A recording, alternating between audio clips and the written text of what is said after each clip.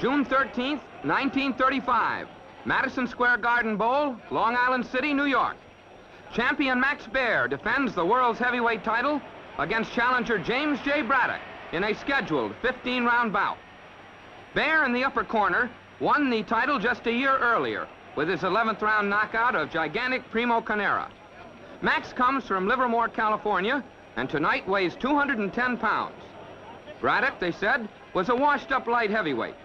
He's a stevedore from Bergenfield, New Jersey, who put on weight for this bout, tipping the scales at 194, 16 pounds lighter than Baer. Gene Ward speaking. The referee is Johnny McAvoy. Braddock on the right, rushing in at the very start with a right that misses. He's a 10-to-1 underdog, rated to last no longer than 5 rounds. Now watch Baer's right. See that uppercut? Max's right has been called one of the best in ring history. Braddock, on the other hand, relies principally upon his left. On the left leg of his trunks, Baer wears a 6-pointed star, the Star of David. His stance, you may have noticed, is straight up, with his chin protected by his left shoulder. Braddock also prefers that straight-up stance.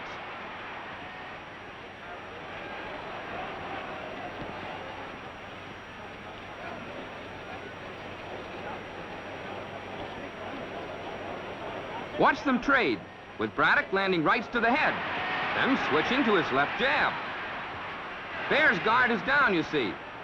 He's disdainful of this man. Just a year earlier, when Maxie won the title from Carnera, Braddock flattened Corn Griffin in a preliminary bout on the same card. Now here's Jim fighting for the title himself and earning the scorn of Max Baer.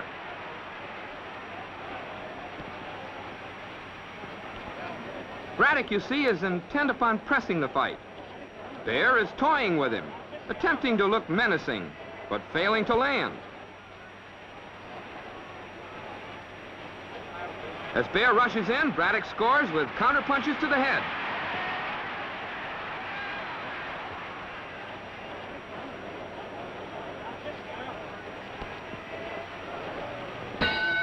Baer has done little in round 1, but looked fearsome. Braddock's round. Braddock has won every round so far except the 4th, an even frame. Still, no one at ringside talked seriously about an upset.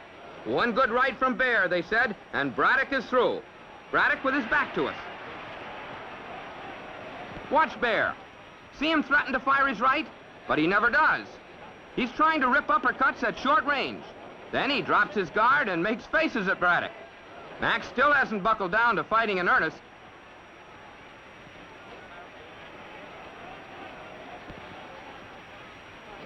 Baer was 26 years old at the time, Braddock 29.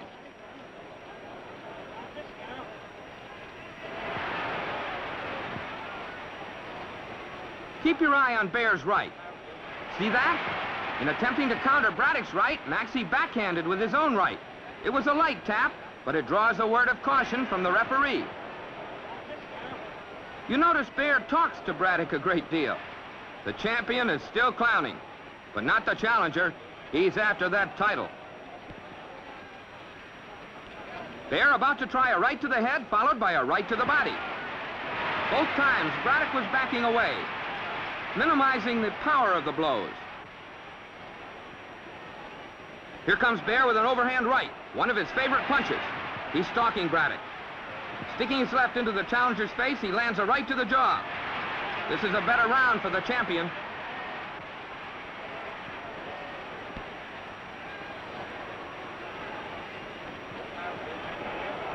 Those lefts to the mouth by Braddock are beginning to draw blood. Baer has made the better showing, though, and normally would have won round 5. It was taken away from him for backhanding. But Max did win rounds 6 and 7 when Braddock seemed to be tiring. Now, round 8. Watch Baer with the white star in his trunks catch a right from Braddock. Feign dizziness, then lash out with a left right to the body. Madcap Maxie is still clowning, you see. Clowning at a time when he can ill afford it. For the champion is trailing on the scorecards of the ring officials.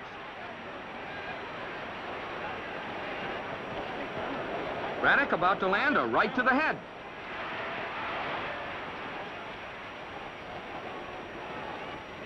There were many at ringside who never expected Mr. Braddock to answer the bell for round 8. Throughout the first 7 rounds, the challenger had absorbed several rights from Baer. Good hard rights that just a year earlier had sent Primo Carnera floundering all over this very ring. But as Braddock himself said later, in the 3rd round, Baer hit me a terrific right. I knew it was the best punch he had, but I was able to come back.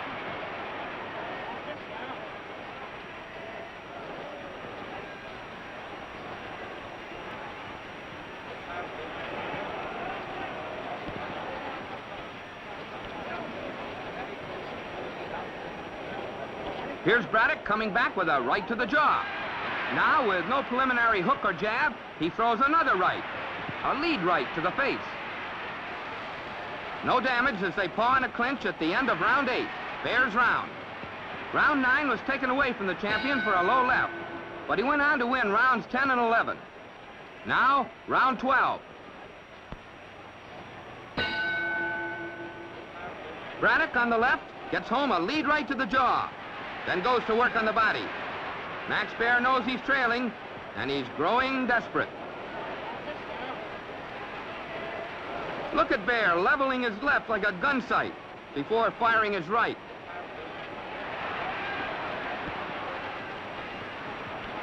Braddock paws away Baer's left. He's tired of having that glove continually in his face. Now watch him come in with a left-right combination to the head.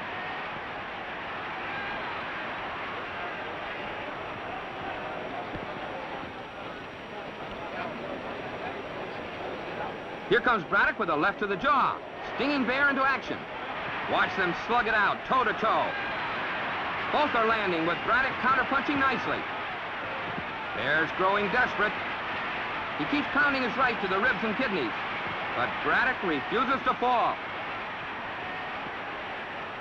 Watch Baer wrap his right around Braddock's neck and pull him toward the rope, trying to belt with his left. He fails to break cleanly, and when cries of protest come from Braddock's corner, Baer asks, "What's the matter? What did I do?"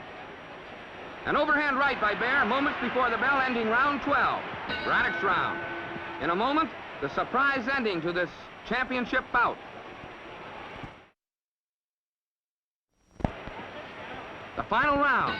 Champion Max Baer, with a white star in his trunks, trails challenger James J. Braddock in their 1935 title bout.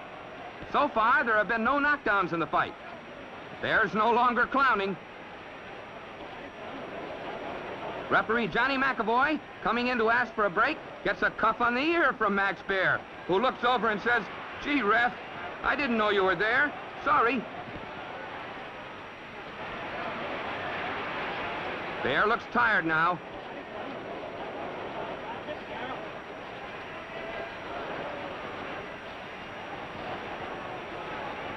Neither man landing solidly.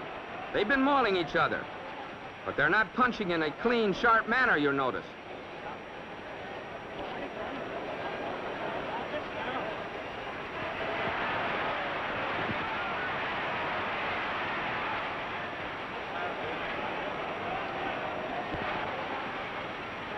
Baer about to try a right that lands on Braddock's shoulder. Now the champion tries to jolt his man with uppercuts, but there's no steam in those punches.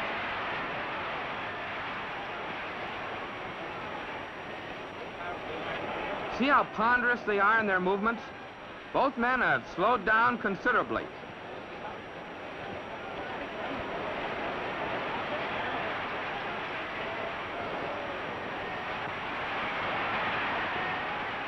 Now watch Baer go to work with his right, landing 2 shots out of 3.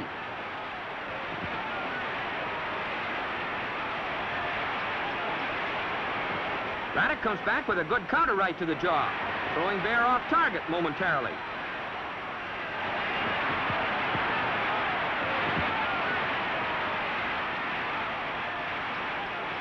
Then Baer returns to another favorite maneuver, right uppercuts at short range.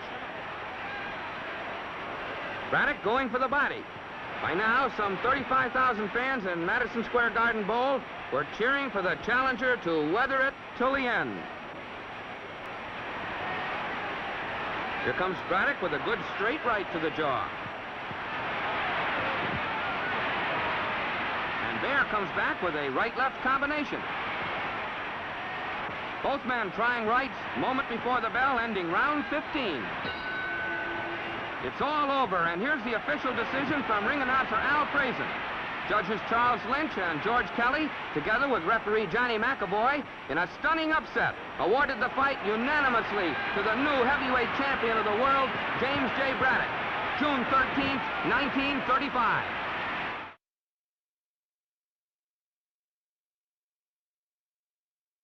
The following is intended